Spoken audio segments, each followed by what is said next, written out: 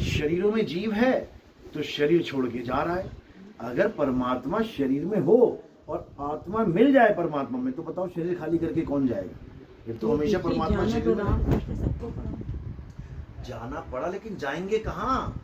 जब मुझे मेरे कमरे में ही बता दिया कि ये परमात्मा है, इसमें ध्यान लगा, तो लास्ट में अगर जाना पड़ रहा है तो इस परमात्मा को छोड़ के निकलना पड़ रहा है ना मुझे। तो या तो सीधे कह दो बाहर परमात्मा है, तो मैं पहले से तैयारी करूं बाहर जाने की। मुझे घर के अंदर परमात्मा बता दिया और निकाला, मुझे घर से बाहर जा रहा है 9 दरवाजों के द्वारा, निकलना पड़ेगा। निकलना पड़ेगा तो जुदाई है, मिलाप नहीं है। एक तोता पिंजरे में बैठा है और उसका बाप पेड़ पे बैठा है। बाप पेड़ पे है, तोता पिंजरे में है।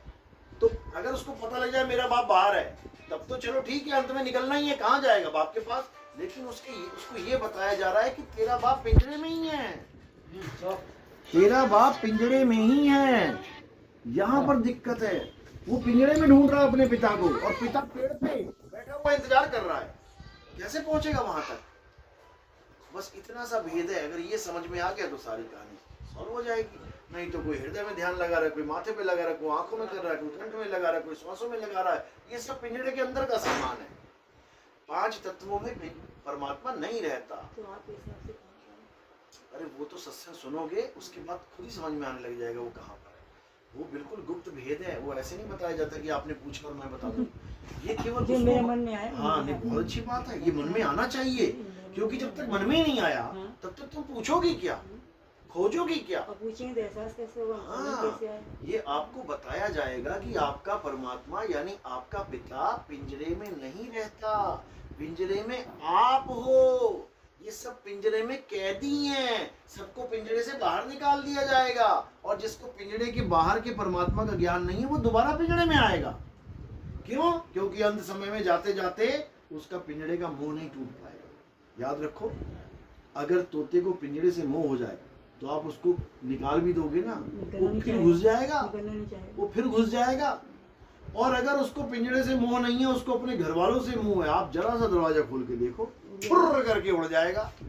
बस हमें यही समझना है कि मुझे कहीं पिंजरे से मोह तो नहीं करवा दिया गुरुजी ने, कि मैं इस नाशवान पिंजरे में अटक गई कि तेरा परमात्मा दिल में है, फेफड़े में है, किडनी में है, नाभि में है, श्वास में है, त्रिपुटी में है। अटका दिया मुझे उसने। और जो मुझे ये बता दे कि तेरा परमात्मा परे है, वहां पहुंचने का रास्ता बता दे, तो मैं खुद उड़ जाऊंगा। बस इतना काम करना है। मौत से पहले पहले उसको याद कर लो जो पिंजड़े में नहीं है। जो पिंजड़े में है वो बंदी है, बंदी। बंदी को बंधा मिला, छूटे कौन उपाय, और कर सेवा निर्बंध की, पल में लेत छुड़ाए। निर्बंध यानी जो जेल से बाहर है, वही तो छुड़वाएगा आके।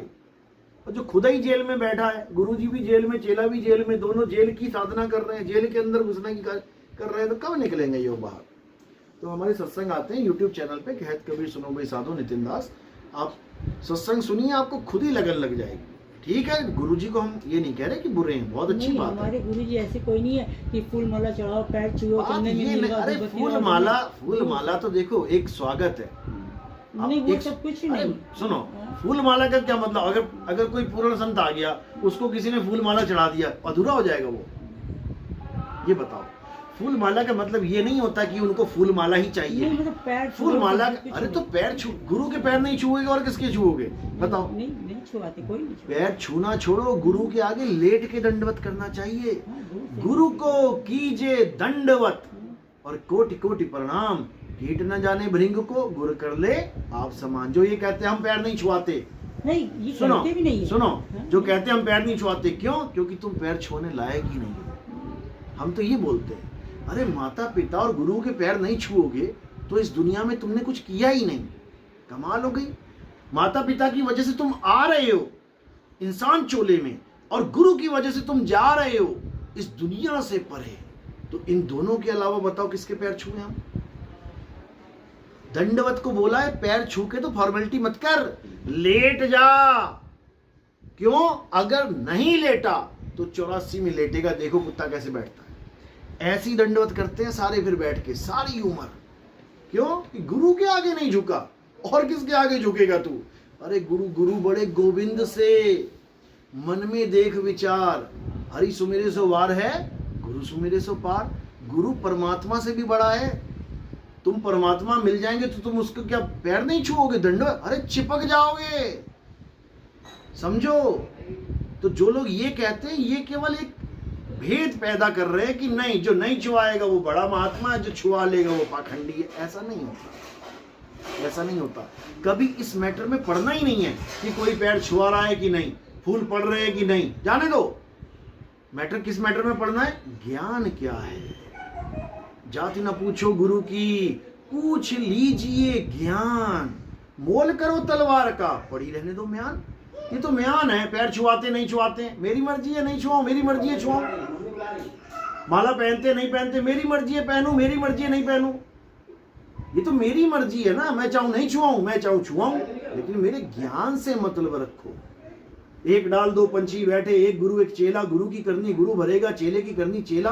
तो मेरी करनी पे क्यों जा रहे हो कि गुरु जी पैर छुआते नहीं छुआते। ज्ञान को हम बता रहे हैं ये सब नहीं है हमारे। अरे वो सब नहीं है, और भी बहुत से पंथ है जहाँ वो सब नहीं है। इससे वो पंथ असली नहीं हो गया या वो कोई नकली नहीं हो गया, वो म्यान है। वो तलवार देखो धार कितनी है उसमें, ज्ञान देखो क्या दिया जा रहा है। ज्ञान सही है तो मैं कहता हूँ लेट लेट के बंदगी कर, ज्ञान सही नहीं है मैं कहता हूँ पैर छूने की भी जरूरत नहीं है। हम तो ज्ञान के आधार से चलते हैं। कोई प्रवचन वगैरह भी नहीं है, कोई प्रवचन हो प्रसंग हो वो सब वो भी नहीं है। फिर आप कैसे जुड़ गए वहाँ पे? वहाँ पर 3 सीटिंग दी जाती है शुरू में, 3 सीटिंग दी जाती है।